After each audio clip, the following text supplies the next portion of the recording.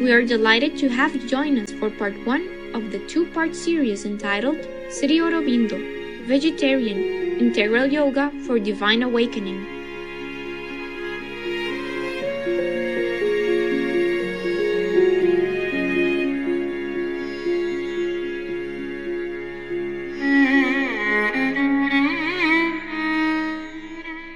Sri Aurobindo was a 20th century enlightened master, poet, and writer.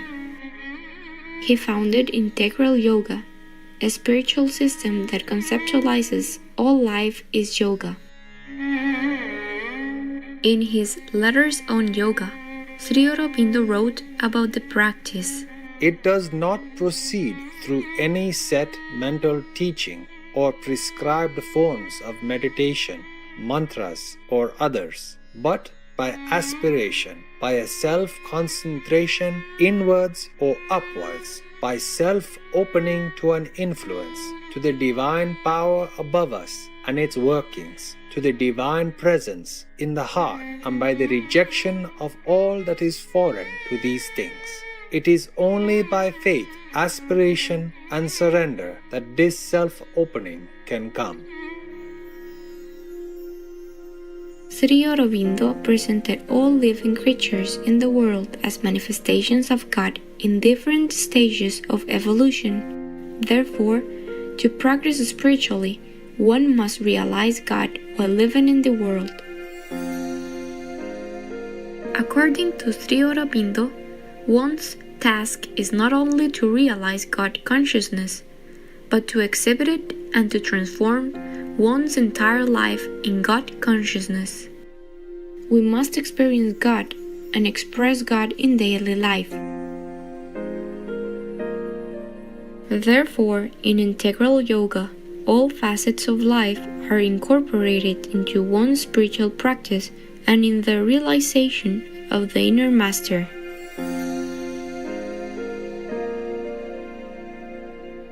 Born Aurobindo Ghose in Calcutta, India, on August 15, 1872.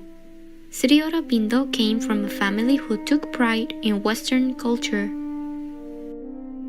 His father, an assistant surgeon of the Rangapur in Bengal, wanted his sons to receive the best education and to take up a career in the Indian civil service.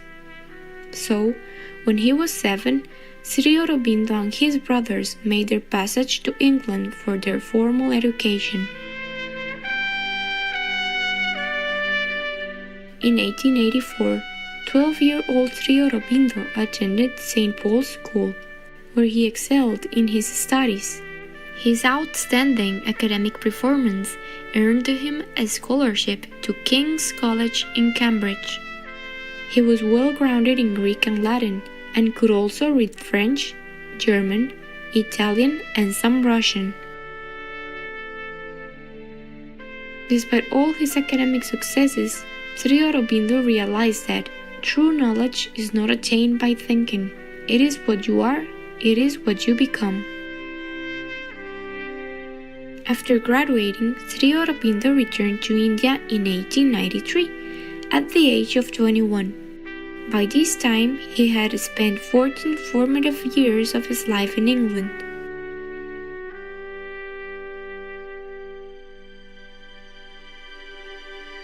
His name, Aurobindo, means lotus, which is the symbol of divine consciousness. And it seemed as though Sri Aurobindo's divine consciousness was beckoning him back to his homeland. The moment Sri Aurobindo set foot on Indian soil in Bombay, he had a spiritual experience.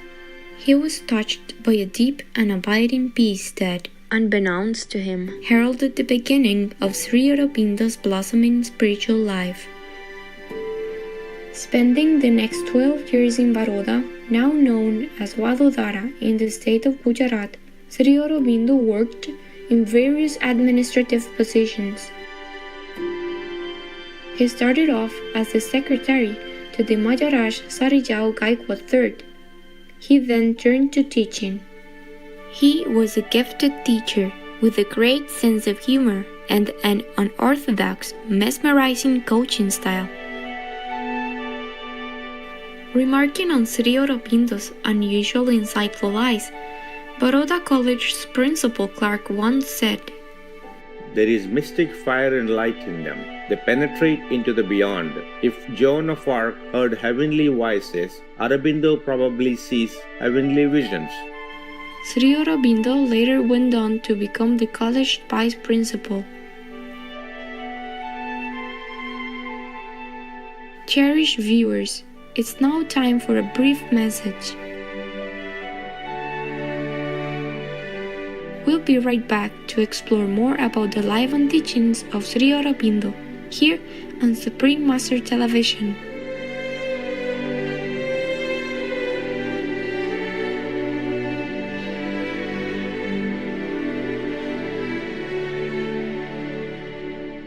Welcome back to Sri Aurobindo, Vegetarian, Integral Yoga for Divine Awakening, Part 1 of 2. While in Baroda, Sri Aurobindo began to search and rediscover his Indian roots and the richness of its traditions. He read many literary works, the Mahabharata, the Ramayana, the Bhagavad Gita, Kalidasa's poetry, as well as the writings of Homer, Dante Alighieri, Horace, and many more. In linguistics, he studied Sanskrit, Hindi, Bengali, Marathi, and Gujarati. In addition, Sri Aurobindo penned and published his first collection of poems. Sri Aurobindo had several spiritual encounters during his time in Baroda. He saw the Godhead hovering above and protecting him, averting a potentially serious accident, and witnessed the living presence of Shakti in a Kali temple on the banks of the Narmada River. In another instance, a passing Naga sannyasi, Hindu ascetic, cured his ailing brother with a cup of mantra-infused water. This would be the experience that set Sri Aurobindo on the path of yoga.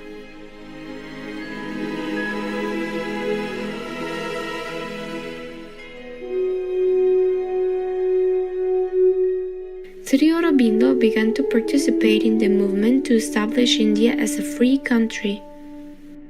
As with all things he was involved in, Sri Aurobindo devoted himself tirelessly to create an awakening in the Indian people for independence. His political involvement ended with his detention in 1908. During his detainment in Dalipur, West Bengal, Sri Aurobindo was visited by visions of Vasudeva. A spiritual transformation came over him. He saw God's presence in all things, even in those who had committed crimes. I looked at the prisoners in the jail, the thieves, the murderers, the swindlers, and as I looked at them, I saw Vasudeva. It was Narayana whom I found in these darkened souls and misused bodies. Awakened, Sri Aurobindo made the transformation from politics to spirituality. Sri Aurobindo describes his enlightenment in this beautiful poem, Thy Golden Light. Thy golden light came down into my brain, and the grey rooms of mind, sun-touched, became a bright reply to wisdom's occult plane, a calm illumination and a flame. Thy golden light came down into my throat, and all my speech is now a tune divine, a paean song of thee, my single note. My words are drunk with the immortal's wine. Thy golden light came down into my heart, smiting my life with thy eternity. Now has it grown a temple where thou art, and all its passions point towards only thee. Thy golden light came down into my feet. In a lecture on March 21st, 1989, Supreme Master Ching Hai spoke of Sri Aurobindo's enlightenment. 以前呢，在印度有一位大名师啊，他被关在那个牢狱里面的时候，他就打坐嘛。他每天继续修行啊，他没有感觉到不自在，因为我们打坐那个方法好的时候，我们的神识可以出去。晚上啊，我们放自己的身体在那里床上睡觉，我们自己去佛或是天国的境界去玩，所以我们没有感觉到不自在的，所以他那个人他叫 Aurobindo，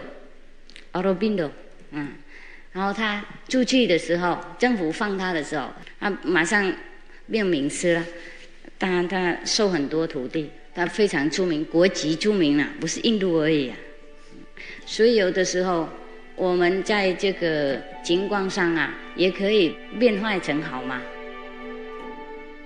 Next week, we will join Sri Aurobindo in Pondicherry as he meets the most important person in his spiritual life, his spiritual collaborator, and learn how Sri Aurobindo came to be immortalized in the creation of his ashram and spiritual community. In closing, let us contemplate on our choices in life with Sri Aurobindo's wise words.